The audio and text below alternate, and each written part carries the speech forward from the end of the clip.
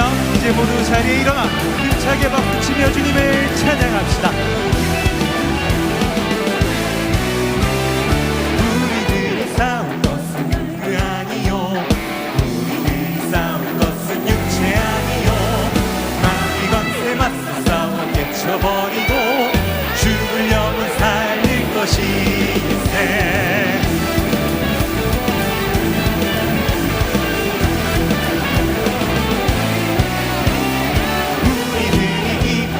쇠가 아니요, 우리들이 가진 검은 상처 아니요, 하나님께 받아가진 평화의 복음 거룩하신 말씀이로다. 한 마음으로 힘써 나가세, 한 마음으로 힘써 싸우세. 악한 마귀 군사들과 힘써 싸워서 승전보를 울리기까지.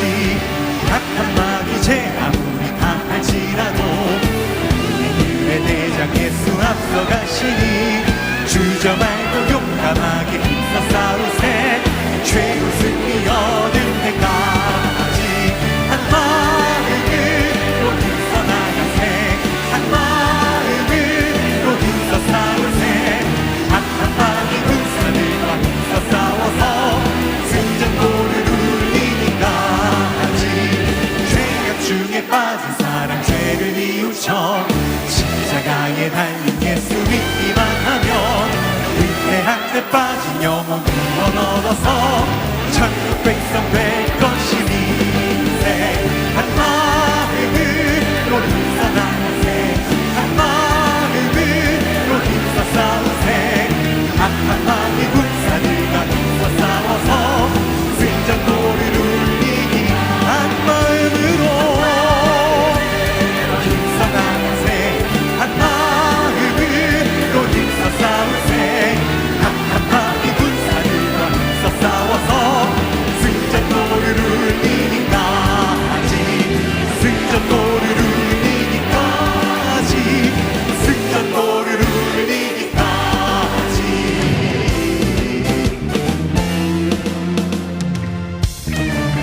빛의 사자들이여 어서 가서 어둠을 물리치고 주의 진리 모르는 백성에게 복음의 빛 비춰라. 빛의 사자들이여 복음의 빛 비춰라. 죄로운 밤 밝게 비춰라. 빛의 사자들이여 선을 사역 위하여 힘을 내라. 주 함께 하시겠네. 주의 크신 사랑을 전파하며 복음의 빛 비춰라. 주님 부탁하신 말 순종하여 이 진리 전하라. 산을 걷고 물 건너 힘을 다해 복음의 빛 비춰라.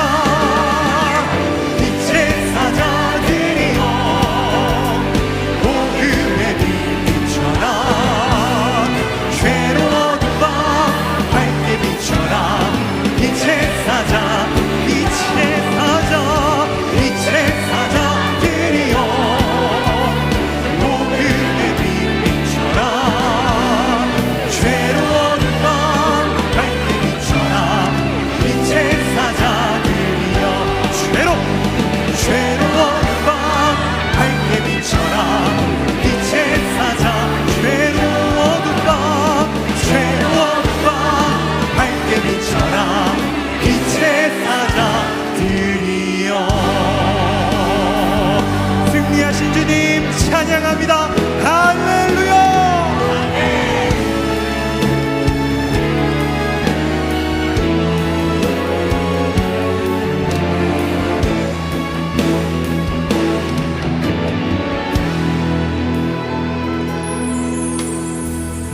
이 땅의 왕무함을 보소서.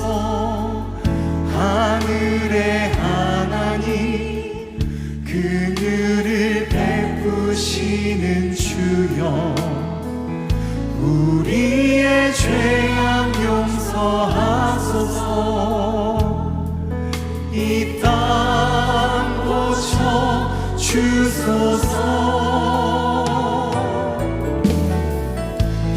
이제 우리 모두 하나 되어 이 땅에 무너진 기초를 다시 쌓을 때 우리의 우상들을 태우신 성령의 불 임하소서.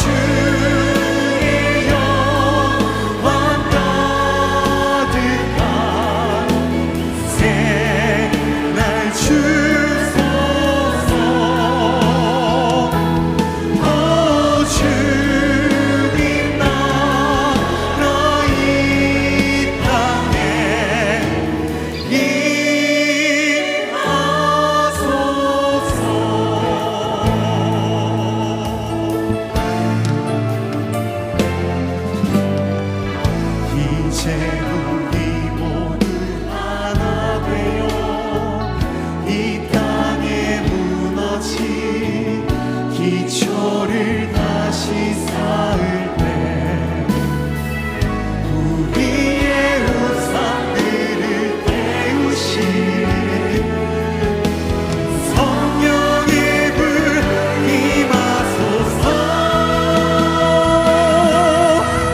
구름의 불길 타오르게 하소서. 진리의 말씀 이 땅 새롭게 하소서. 은혜의 강물 흐르게 하소서. 성령의 바람 이제 불어와.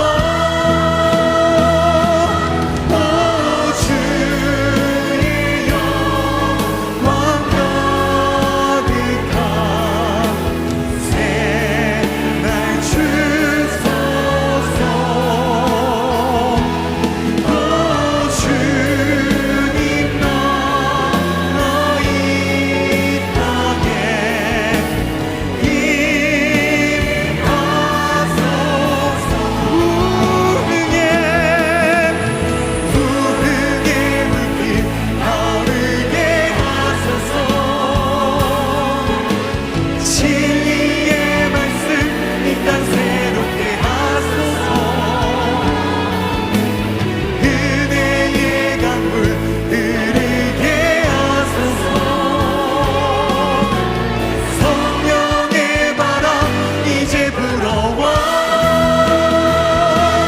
오 주의 영광 가득한 새날 주소서. 오 주님 나라 이 땅에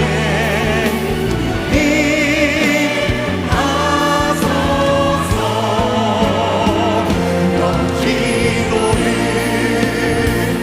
멈추지 마라. 내가 너의 그 모든 상황을 바로 역전시키리니 너 기도를 멈추지 마라. 내가 잠시도 쉬지 않으리니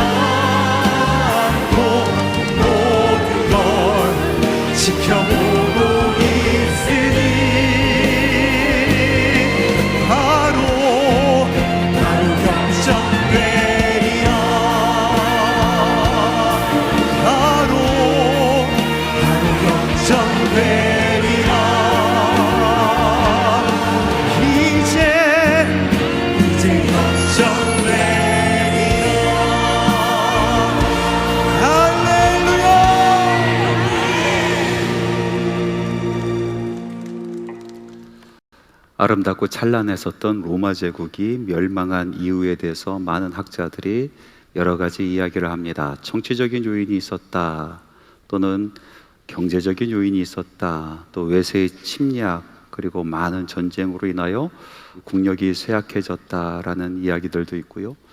이 학자들마다 각자 다른 이야기를 하지만 공통적으로 하는 이야기가 하나 있습니다. 이 찬란했었던 로마 제국이 무너졌었던 이유 중에 학자들이 공통적으로 꼽는 것은 사회 구성원들의 도덕적 타락이었습니다. 또 이런 이야기도 같이 합니다. 그 당시에 국교였었던 기독교의 타락도 이야기합니다. 다시 말해서 기독교의 타락이 곧 로마 제국의 멸망으로 이어진 것이다라는 이야기들이 있습니다.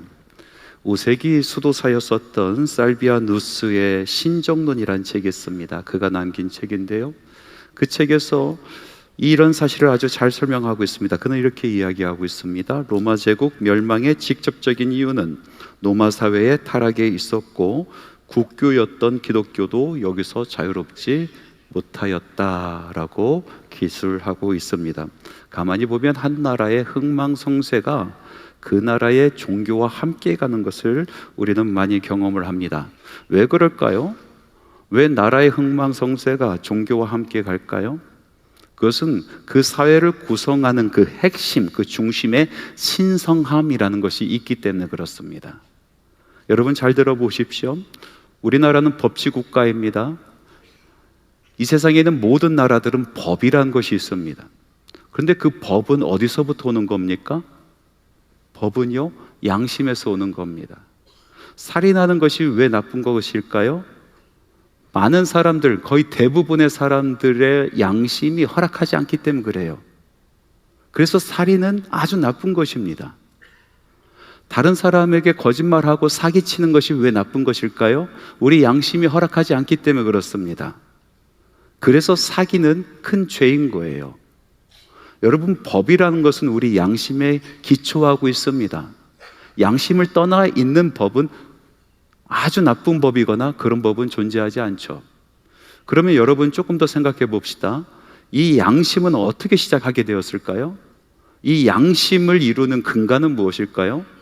그것은 바로 거룩함, 신성함에 대한 경외감에서 오는 겁니다. 양심은 거룩한 것에 대해서, 신성한 것에 대해서 두렵고 떨린 마음을 가지고 있는 것으로부터 시작이 되는 겁니다. 그것이 양심이에요. 거꾸로 생각해 봤을 때에 우리가 사회 구성원들이 이 거룩하고 신성한 것에 대해서 두렵고 떨린 마음이 없어져요? 경외감이 없어집니다. 그러면은 양심도 무너지는 거죠. 양심이 무너지게 되면요, 법도 무너지는 겁니다. 아무리 훌륭한 법, 아무리 뛰어난 법이 있어도 그 사회 구성원들의 양심이 무너져 있으면 그 법을 지킬 사람이 없는 겁니다. 법을 지켜내는 사람들조차도 그 법을 어기면서 살아가게 되죠. 그러면서 사회는 몰락하게 되는 거죠. 제국도 몰락합니다. 그렇게 보았을 때 우리 사회의 이 중앙, 이 중심, 신성함에 대한 경외심을 끝까지 부여잡고 살아가는 사람들은 결국은 그 사회를 지키는 사람들입니다. 여러분, 예수 믿는 것은요, 나라를 살리는 일입니다. 예수를 잘 믿는 것은 하나님을 사랑하고 이웃을 사랑하는 이 말씀대로 살아가는 그 삶은요, 나라를 세워가는 일인 것입니다. 사회가 혼돈스럽습니다. 악이 팽배합니다. 사람들이 서로 속고 속이고 그리고 죽이고 또 쫓아가는 그런 사회가 오늘날 우리가 살아가는 사회 아니겠습니까? 그런데 이런 혼탁한 사회 속에서도 중심을 잃지 않는 사람들이 있습니다. 신성함에 대한 경외심을 가지고 살아가는 사람들이 있습니다. 여전히 하나님의 이름을 부르는 사람들이 있습니다. 이 땅이 악이 흉흉합니다. 하나님, 이 땅이 고장났습니다. 고쳐주옵소서. 연약한 자들, 가난한 사람들이 짓밟히고 있습니다. 하나님 일어나 주시옵소서. 빨리 오셔서 이 상한 땅을 고쳐주옵소서. 하나님 앞에 간절히 외치며 매달리는 사람들이 있습니다. 혼자만 깨끗한 척 한다고 사람들에게 비난받기도 하고요, 손해보는 삶을 살기도 하지만은 꺾이지 않습니다. 결국 이 신성함의 거룩함, 이 신성함의 경외감을 지켜내는 사람들이 나라를 살리는 것입니다. 오늘 읽은 시편의 말씀은요, 제목을 붙이자라면은 압제당하는 자들을 위한 기도입니다. 압제당하는 자들을 위한 기도. 이 시에서는 두 부류의 사람들이 나옵니다. 한 부류의 사람들은 하나님이 없다라고 이야기하는 악인이고, 또 한 부류의 사람들은 그럼에도 불구하고 하나님 어디 계십니까? 하나님 우리와 함께 계셔야 되지 않습니까? 하면서 하나님께 나아가 기도하는 의인입니다. 이 두 부류의 사람들에 대해서 오늘 말씀을 같이 나누려고 합니다. 첫 번째로 먼저 악인들입니다. 이 사람들은 교만하여 그 마음속에 하나님이 없다라고 이야기하는 사람들이죠. 하나님의 말씀 같이 한번 읽어봅니다. 시편 4절 말씀입니다.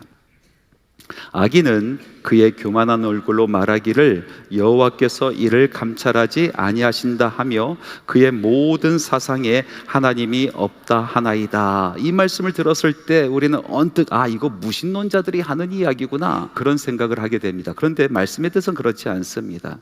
여러분, 오늘 읽은 시편 10편의 말씀 이전에 있는 9편의 말씀, 이 시편에 있는 9편과 10편의 말씀은요, 사실 하나의 시편이다라고 볼 수도 있는 그런 시편의 말씀들입니다. 왜냐하면 주제가 같거든요. 그 주제는 무엇이냐면 악인을 미워하며 의인이 고난받는 것을 신원해달라 하면서 호소하는 내용의 그런 시편의 말씀들입니다. 그래서 하나의 시편으로 보는 사람들도 참 많이 있죠. 그런데 이 9편의 말씀과 10편의 말씀들이 완전히 달라지는 그 지점이 있습니다. 그것은 뭐냐면은 이 9편에 있는 말씀은 하나님을 알지 못하는 이방 사람들에게 선포하는 말씀이고, 이 10편의 말씀은요, 하나님을 알고 하나님을 믿는 하나님의 자녀들에게 선포하는 말씀이기 때문에 그렇습니다. 그러므로 여기서 하나님이 없다라고 이야기하는 이 사람들은 무신론자들이 아니라 유신론자들, 하나님이 있다라고 이야기하고 하나님을 믿는다라고 이야기하는 바로 그 사람들인 것입니다. NIV 성경은 그의 모든 사상에 하나님이 없다 하나이다 하는 이 구절을 더 정확하게 번역하고 있는데요, 이렇게 기록하고 있습니다. In his all thoughts there is no room for God. 그러니까 무슨 뜻입니까? 모든 생각 속에서 하나님의 공간이 없습니다. 나의 삶 가운데는 하나님의 자리는 없습니다. 내 배 채우기도 급급한데 무슨 하나님의 자리가 있겠습니까? 하나님의 나라가 있겠습니까? 하나님의 의가 있겠습니까? 나의 삶의 공간 속에서는 하나님의 자리 없습니다라고 이야기하는 사람들이란 것이죠. 하나님을 알고 하나님을 믿는 사람이지만은 그 삶 속에서는 하나님을 거부하는 사람들, 바로 그 사람들을 이야기하는 것입니다. 한 번은 한 사모님을 만났습니다. 그 사모님은 신학 공부를 늦게 시작한 자기 남편을 일을 하면서 뒷바라지하는 그런 사모님이었습니다.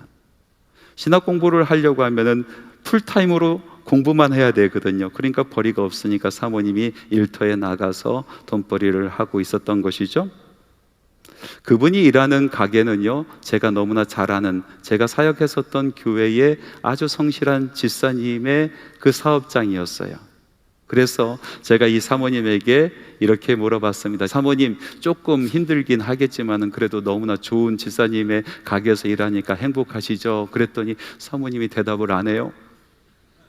머뭇머뭇하다가 목사님 솔직히 이야기해도 돼요? 물어봅니다. 그래서 이야기해보라고 하니까 믿는 사람들이 더 해요. 그냥 법대로 저를 대해줬으면 좋겠습니다. 사회에서 통용되는 그런 이성적인 그런 대우를 받았으면 좋겠습니다. 저는 더 바라지도 않습니다 라고 이야기하더라고요. 이야기는 한쪽만 들어서는 안 되죠. 양쪽을 다 들어봐야 되겠죠. 한 번은 조그만 사업장을 경영하시는 성도의 신방을 간 적이 있습니다. 그런데 그분이 이런 이야기를 하더라고요. 가급적이면 기독교인 직원을 뽑지 않으려고 합니다. 왜 그렇습니까? 했더니 기독교인이 더합니다. 성실하지 않고요, 그리고 재정에도 손대는 것을 보았어요. 그 뒤로 기독교인을 뽑기가 참 어렵습니다 라고 이야기를 하는 거예요. 너무나 가슴이 아팠습니다. 아니, 정말로 슬펐습니다. 무엇을 의미합니까? 적어도 내 사업장, 내가 일하는, 내가 먹고 사는 그 터전에서는 There is no room for God. 하나님을 위한 공간은 없다라는 것 아니겠어요? 내가 살아가는 그 일터 가운데는 하나님이 없다. 아니, 하나님이 없었으면 좋겠다라는 이야기입니다.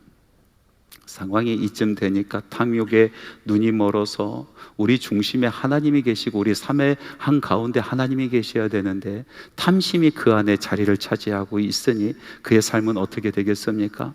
이 탐심과 탐욕은 끊임이 없습니다. 하나님의 말씀에 이렇게 이어지고 있습니다. 시편 9절에서 10절 말씀인데요, 제가 읽겠습니다. 사자가 자기의 굴에 엎드림같이 그가 은밀한 곳에 엎드려 가련한 자를 잡으려고 기다리며 자기 그물을 끌어당겨 가련한 자를 잡나이다. 그가 굽으려 엎드리니 그의 포악으로 말미암아 가련한 자들이 넘어지나이다. 여기서 악인들이 자기 배를 불리게 하기 위해서 자기의 탐욕과 탐식음을 채우기 위해서 두 가지 모습으로 나타나는데, 하나는 사자가 먹이를 잡는 모습, 또 하나는 사냥꾼이 올무를 놓아 먹잇감을 잡는 모습이라는 것입니다. 여러분, 사자가 먹이를 잡는 모습 보셨습니까? 은밀하게 숨어 있습니다. 잔뜩 움츠려져 있습니다. 절대로 이 발톱을 드러내지 않습니다. 이빨을 드러내지 않습니다. 먹잇감이 다가올 때까지 침착하게 기다립니다. 끝까지 기다립니다. 그리고 사정거리 안에 들어왔을 때에 사자는 뛰쳐나가고 끝까지 추적하여 그 먹잇감의 목덜미를 물어 숨통을 끊어 놓고 그리고 그 먹잇감을 질질 끌고 오는 것입니다. 이 탐욕스러운 사람들이 먹잇감을 끌고 가면서 그 먹잇감은 얼마나 울부짖겠습니까? 비명소리, 한탄소리, 억울함의 소리가 가득할 겁니다. 그 소리를 들으면서 그 먹잇감을 끌고 가면서 그 사람들은 마음속으로 이렇게 이야기한다는 것입니다. 하나님의 말씀 같이 한번 읽어보겠습니다. 11절 말씀입니다. 그가 그의 마음에 이르기를 하나님이 잊으셨고 그의 얼굴을 가리셨으니 영원히 보지 아니하시리라. 마음속에 양심이 찔렸던 것입니다. 이래도 되는 것인가? 그래도 내가 하나님을 알고 하나님을 믿는 사람인데 이래도 되는 것인가? 라는 생각이 들었겠죠. 그런데 그 생각을 다시 억누르고 자기 마음속으로 되뇌이고 또 되뇌입니다. 하나님께서 눈을 가리셨다. 하나님께서 보지 않으셨다. 하나님께서 우리를 잊어버리셨다. 아니, 그렇게 바라는 것이겠죠. 하나님께서는 그 자리에 계시는데 그들은 하나님께서 눈을 가리고 계시기를 소망한 것입니다. 여러분, 시편 10편의 말씀에 나오는 이 악인은 하나님을 알지 못하는 사람들에 대한 이야기가 아닙니다. 하나님을 인정하지 아니하는 무신론자들의 이야기가 아닙니다. 하나님을 알고 하나님을 믿는 사람들에 대한 이야기입니다. 하나님을 믿는다 하면서 자기 욕망에 눈이 가리워져서 적어도 나의 삶의 현장 속에서는, 나의 일터의 삶 가운데서는 하나님의 자리는 없습니다. 하나님 눈을 가리셨습니다. 하나님 보지 않으셨습니다. 아니, 그러기를 바라고 소원하는 사람들을 이야기하는 것입니다. 하나님의 말씀은 바로 그런 사람들을 악인이라고 이야기하고 계시는 것입니다. 이제 선인에 대한 말씀을 나눠보겠습니다. 의인은 어떻습니까? 이렇게 억눌리고 빼앗기기만 하는 가련한 사람들을 위해서 함께 울어주는 인생을 살아갑니다. 1절과 12절 말씀 한번 읽어보겠습니다. 여호와여, 어찌하여 멀리 서시며 어찌하여 환난 때에 숨으시나이까? 여호와여, 일어나옵소서. 하나님이여, 손을 드옵소서. 가난한 자들을 잊지 마옵소서. 의인의 마음은 그 가난한 자들 그리고 억압받는 자들에게 함께 있는 것입니다. 오늘 말씀에 보니까 이 사람은 억압받지 않은 사람입니다. 이 의인은요, 억압과 상관없는 삶을 삽니다. 모른 채 하고도 얼마든지 잘 살 수 있는 사람들입니다. 그러나 그 마음이 억압받는 사람들에게 있는 것입니다. 그래서 그의 손을 잡습니다. 그와 함께 하고 싶어 합니다.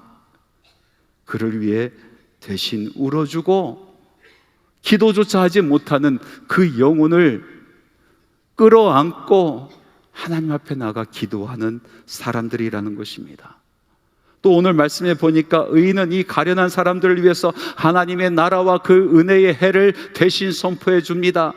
사람들은 이야기하지 아니하고, 그리고 억압받은 사람들이 감히 말도 꺼내지 못하는 그 이야기들을 사회에다가 이야기하는 것입니다. 선포하는 것입니다. 하나님의 말씀 17절부터 19절 말씀에 이런 말씀이 있습니다. 함께 읽겠습니다. 여호와여, 주는 겸손한 자의 소원을 들으셨사오니 그들의 마음을 준비하시며 귀를 기울여 들으시고 고아와 압제당하는 자를 위하여 심판하사 세상에 속한 자가 다시는 위협하지 못하게 하시리이다.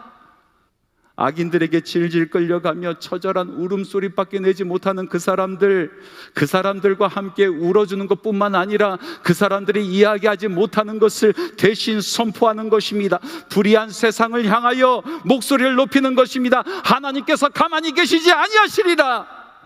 고아와 압제당하는 자들을 위하여 하나님께서 권능의 손을 높이 올리시고 의의 손을 펼쳐 드실 것이다. 심판할 것이다. 결국 하나님 없다 하면서 자기 배를 채우는 자들이여, 온갖 괴유를 일삼는 사람들이여, 당신들은 하나님께서 심판하실 것이다. 다시는 이 땅에 억압받는 사람들이, 이 땅에 가난한 사람들이, 이 땅에 억울한 사람들이 없게 하실 것이다 라고 선포하는 것입니다. 의인들이 이 억압받는 사람들을 위하여 대신 선포하고 하나님의 은혜의 해를 선포하는데, 그런데 하나님께서는 침묵하실 때가 너무나 많이 있지 않습니까? 우리가 나라를 위하여 이 찢긴 사나를 바라보면서 가슴 아파하면서 울부짖고 하나님께 기도하고 하나님께서 결국 심판하실 것이다 라고 선포하며 살아가는 세월이 얼마입니까? 그래도 사람들이 죽어가는데, 사람들이 압제당하는데, 가난한 사람들이 짓밟히는데 하나님께서 침묵하시는 것을 보면서, 아무 말씀하시지 아니하시는 것을 바라보면서 언제까지 우리가 기도해야 됩니까? 하나님, 언제까지 우리가 선포해야 됩니까? 하는 그런 마음이 들 때가 있지 않습니까? 침묵하시는 하나님, 고난 중에서도 침묵하시는 하나님, 우리가 어떻게 이해해야 될까요? 여러분, 엔도 쇼사쿠라는 사람이 쓴 침묵이라는 소설이 있는데요, 그 소설이 바로 그 주제를 다루고 있습니다. 이 소설은요, 15세기 말 기독교가 일본에 들어갔을 때의 이야기입니다. 얼마나 많은 박해를 받았습니까? 정말 잔인한 박해를 받았습니다. 그때 주교로 파송되었었던 페레이라 신부, 이 존경받는 신부가 쓴 편지의 내용을 보면 그들이 얼마나 고난당하고 박해받았는지 기록되어 있습니다. 펄펄 끓는 가마에 뜨거운 물을 가지고 예수 믿는 사람들을, 그 물을, 펄펄 끓는 물을 머리부터 붓는 거예요. 온몸이 다 화상을 입고 껍데기가 벗겨지는데도 그 위에 또 붓고 껍데기가 또 벗겨지고 또 붓고 또 붓고 하는 그런 잔혹한 일을 벌였습니다. 많은 사람들이 이 페레이라 선교사, 이 신부님이 전한 그 내용을 붙들고 살아가는데, 어느 날인가 이 페레이라 선교사가 그리스도를 배교했다라는 그런 소식을 듣게 됩니다. 사람들이 믿지 않았어요. 어떻게 우리에게 복음을 전하신 그분이 예수님을 배신할 수 있을까? 믿지 않았어요. 그런데 이 소설에서요, 이 페레이라 선교사가 배교한 그 내용을 이렇게 다루고 있습니다. 핍박이 무서워서가 아니고, 고난이 힘들어서 그런 것이 아니고, 고난받는 그 현장 속에서 하나님께서 어떤 마음을 가지고 계시는가가 깨달아졌기 때문에 그랬습니다. 이 핍박하는 사람들이 이 신부님을 세워놓고 동판에 예수 그리스도의 이름, 얼굴을 새겨놓고 그것을 밟고 가면은 너와 함께하는 사람들을 살려주겠다, 배교라는 것을 우리가 받아들이고 살려주겠다라고 이야기를 합니다. 고민에 빠졌습니다. 내가 순교의 영광을 맛보고 저 사람들을 죽게 내버려 둘까? 아니면은 믿는 사람으로, 복음의 사람으로 내가 치욕을 겪고 저 사람들을 살려내는 것이 하나님의 뜻일까? 고민에 빠졌습니다. 결국 이 신부님은요, 자기가 치욕을 겪고 그 사람들을 살려내는 것이 하나님의 뜻이라고 생각을 하고, 그리고 그 배교의 현장에서 예수 그리스도의 얼굴을, 동판에 새겨진 그 얼굴을 밟고 지나가려고 합니다. 그때 주님의 음성을 듣습니다. 주님의 음성이 이렇게 기록되어 있습니다. 밟아라, 밟아라. 내 발의 아픔은 내가 잘 알고 있다. 밟아도 좋다. 나는 너희에게 밟히기 위해 이 세상에 태어났고 너희의 아픔을 나누기 위해 십자가를 짊어진 것이다. 밟은 너의 마음이 아플 것이니 그 아픔만으로 족하다. 여러분, 이 소설에서 예수님의 마음이 너무나 잘 나타나 있지 않습니까? 고난받는 그 현장 속에서 예수님이 계시고 그것을 지켜보는 것 이상으로 예수님은 밟히고 계셨다는 것입니다. 자신의 제자들이, 자신의 사람들이 고난받는 것이 너무나 마음 아파하시면서 오히려 자신을 밟아라 밟아라 하시는 그 예수님의 마음을 여러분 보지 못하십니까? 여러분, 고난받는 사람들을 하나님께서 지켜보시는 것이 아니라 우리 주님께서는 그들과 함께 계십니다. 우리 주님의 마음이 그곳에 계십니다. 어떻게 우리가 기도를 쉴 수가 있겠습니까? 어떻게 우리가 그 은혜의 해를 선포하는 것을 쉴 수가 있겠습니까? 그래서 의인은 오늘도 하나님 앞에 나가 기도하는 것입니다. 하나님 일어나소서, 하나님 일어나소서, 하나님 손을 높이 드소서, 하나님 가난한 사람들을 잊지 말아 주시옵소서, 악인의 팔을 꺾어 주시옵소서. 그렇게 간절히 사모하며 기도를 멈추지 아니하고 그 악인들에게 핍박받는 이 가련한 사람들을 품에 안고 기도하는 것입니다. 선포하는 것도 포기하지 않습니다. 우리 예수님께서 다시 일어나신다. 이 세상 마지막 때에 우리 예수님께서 다시 오신다. 예수님께서 백마를 타고 오신다.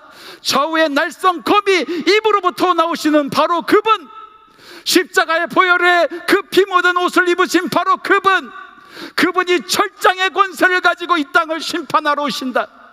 이 땅에 오셔서 모든 악을 다 드러나게 만들어 주시고 우리 주님께서 심판하시고 좌정하시고 그날에 그 보좌에 앉으신 분이 의로 이 땅을 다스릴 것이다. 그날에 그 보좌에 앉으신 분이 우리의 눈물을 씻어 주실 것이다.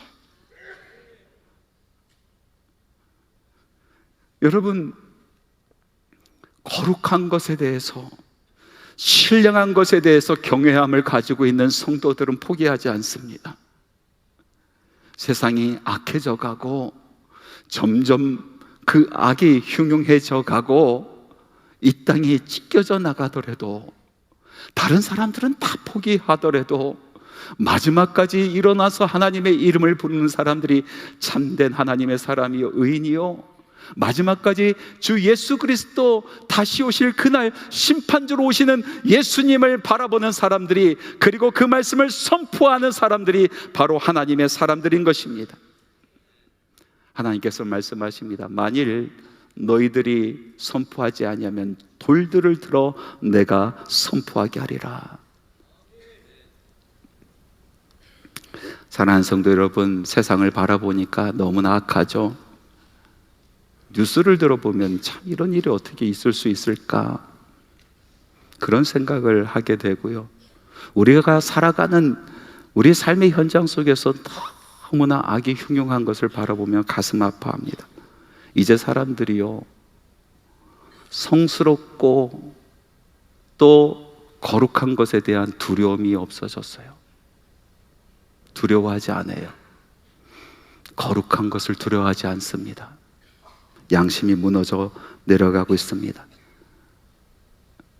심지어는 유신론자들도 내 삶 가운데 하나님의 자리는 없습니다, 아니 없기를 바랍니다 하며 살아갑니다. 그러나 우리들은 성도입니다. 거룩한 것을 무서워할 수 있는 사람들, 신성한 것을 사모하는 사람들, 그것을 끝까지 지켜내는 사람들입니다. 사랑하는 성도 여러분, 여러분의 삶의 자리에는 하나님이 계십니까? 여러분의 일터에는 하나님이 계십니까? 여러분의 사역의 자리에 하나님이 계십니까? 의롭게 삽시다. 하나님께서 불러 세우신 의인들입니다. 우리 주님께서 다시 오실 날 멀지 않습니다. 마라나타, 아멘. 주 예수여 오시옵소서.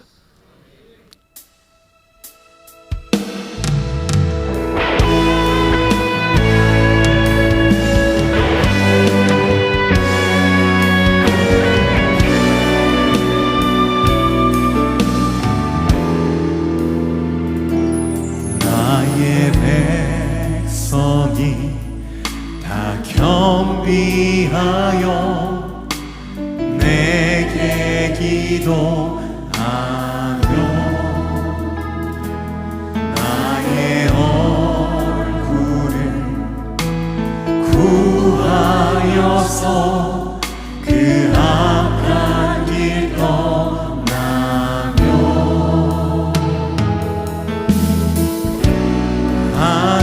하늘에서 듣고 죄를 사하며